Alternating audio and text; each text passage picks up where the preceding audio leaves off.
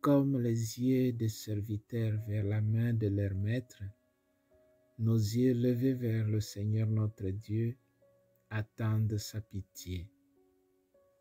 Pitié pour nous, Seigneur, pitié pour nous. Avec justice, tu jugeras ton compagnon. Au nom du Père et du Fils et du Saint-Esprit. Amen. Bien chers frères et sœurs, cette série de prescriptions sur la loi de la sainteté que nous avons entendue dans la première lecture tourne autour de la sainteté de Dieu lui-même qui se propose un modèle pour nous. Soyez saints, car moi, le Seigneur votre Dieu, je suis saint. Nous sommes donc tous appelés à la sainteté et nous correspondons à cette vocation par l'observance des commandements divins. C'est seulement par cette observance fidèle et amoureuse que nous pouvons plaire à Dieu. C'est cela qui nous permettra d'ailleurs de voir l'image de Dieu dans n'importe quelle personne que nous rencontrons dans notre vie de chaque jour, même ceux qui sont considérés par l'entendement humain comme les plus petits. À la fin de notre pèlerinage sur la terre, le roi de l'univers nous dira: ce que vous avez fait à l'un de ces petits qui sont mes frères, c'est à moi que vous l'avez fait.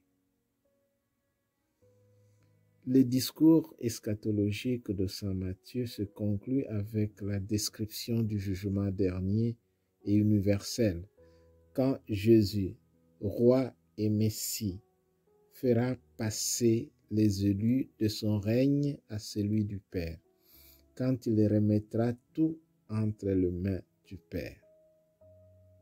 Bien chers frères et sœurs, au soir de notre vie, nous serons tous jugés sur la qualité de notre amour.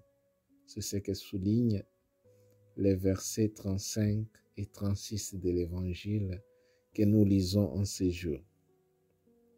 Et le jeûne du carême est une dénonciation prophétique de l'injustice qui naît de l'égoïsme humain. Et ce jeûne exprime le choix de la solidarité avec qui est plus pauvre de nous. Prions le Seigneur. Fais-nous revenir à toi, Seigneur notre Dieu. Et pour que ce carême nous soit profitable, forme nos esprits par l'enseignement qui vient du ciel.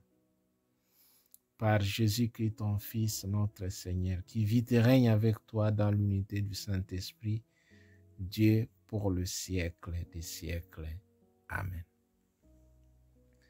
Que la passion bienheureuse de notre Seigneur Jésus-Christ, la prière de Marie Immaculée, notre Mère, la protection de Saint Joseph, l'aide de tous les saints apôtres et martyrs, l'intercession de tous les saints du ciel, la protection de Saint Michel Archange, tout ce que vous ferez de bien puisse augmenter en vous la grâce divine.